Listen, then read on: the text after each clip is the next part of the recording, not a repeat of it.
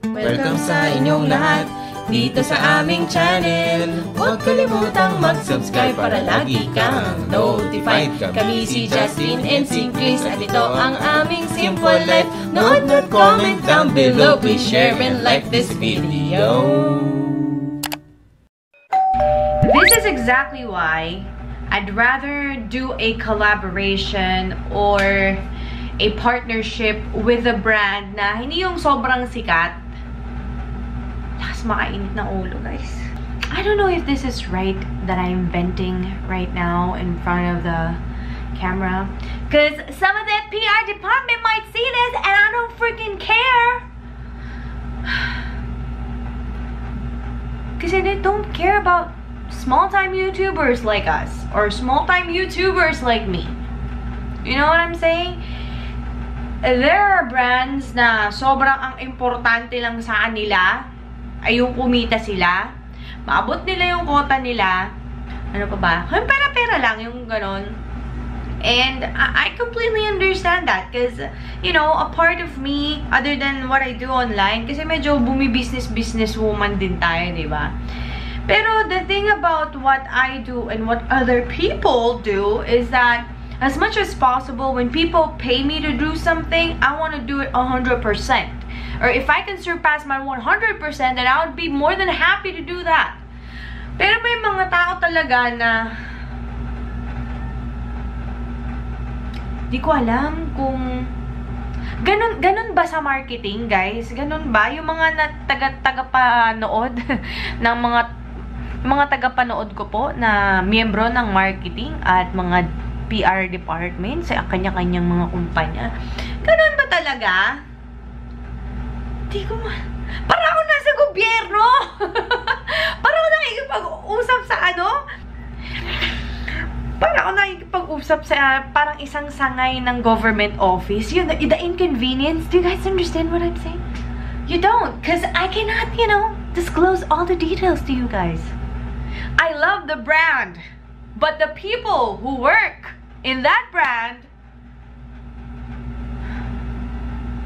I'm just gonna go to the gym, guys. Good morning, Lepidoodles. I just got a news from Paul Maynard, my very, very wonderful friend, si Paul Maynard. Sabi niya, tinanong niya ako, meron bang issue sa inyo ni Ann Clatz? Tapos sabi ko, ano? Bakit? Ha? We're talking about this vlog, yung vlog ni Ann. Sa comment section, may mga nag-comment, ayan, sabi ni Ces Reyes, Miss Ann, may something po ba sa inyo ni Chris Lumagi? Bakit hindi kayo nagkibuan? Parang pagkadating nyo awkward, just asking lang po. And then, sandamokmak na comment, pati yung mga bashers na binlock ko dun sa aking YouTube account, ayan, sige, nagko-comment din sila dyan. Eh, di ba, buisit na buisit ako kahapon, as in, sobrang asar na asar talaga ako kahapon. At may muta pa ata ako. Pero alam nyo guys, may aaminin ako sa inyo. Sana huwag kayong magalit sa akin. Sana huwag kayong magalit kay Ann Clatz. Pero love namin ng isa't isa. At saka hindi kami nag-aaway. Pag nagkikita kami sa event, as in talagang makamadam, hi Miss Ann, ganun talaga ako sa kanya. Sinasaway niya ngayon pag mamadam-madam ko sa kanya. Pero talagang, pag nakikita ko siya, nasa starstruck pa rin ako. May mga ganung factor pa rin. Anyway, hindi lang niya siguro na vlog na nag-chika-chikahan kami. Pero wala kasing camera no nag-chika-chikahan kami dun sa event. And hindi rin kami masyado nagtagal ni Justin kasi alam nyo naman, Sunday, medyo kailangan namin magpahinga, magliwaliw, mag-date-date, ganun-ganon. Okay po kami ni Ann Clatz, wala po mga ganap. Pag tayo showbiz kasi hindi naman ako artista, feeling artista lang. Full face using BYS is done! Grabe, 2 days ko tong in-edit. Salamat pala guys, na-appreciate niyo yung bago nating editing skills. Yun lang nga, as always, medyo mas tumatagal. Pagkatapos, mag-aalas 10 na ngayon ko lang nakitang nasa labas to. So, kakainin ko tong breakfast at saka lunch ng sabay. At saka konting dessert. Again, all my meals are from Fitness Gourmet. I am taking a break right now watching Luster Lux. But, naalala ko, I need to buy those Bokto lashes na nabibili sa Nipo. Nandito ako sa online store nila, guys. Nakakaloka kasi it's sold out everywhere. Sobrang init. Ayan guys, pupunta tayo ngayon sa bahay ng nanay ko. Titignan natin yung bahay na pinapagawa niya.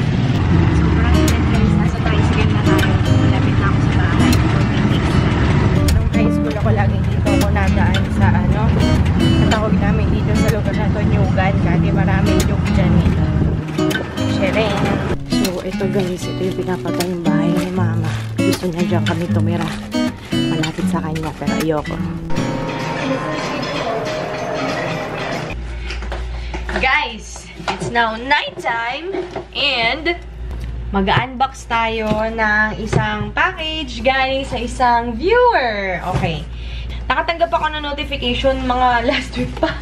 Kaso kasi, pick up kasi ito kay LBC, kaya ganun. Anyway, so tingnan natin kung anong nasa loob. Meron tayong paper bag. And, oh, I think may card. Teka, paano ba ito? Okay. Ay, ang cute, guys, oh. Patapos, may letter din siya nakasama. Sabi niya, this is from Diana Kelly de la Cruz. Thank you so much sa letter. Sobrang na-appreciate ko talaga yung mga handwritten letter na yan. Ayan, sabi niya, gumagawa daw siya ng mga ganito na calligraphy, na mga art.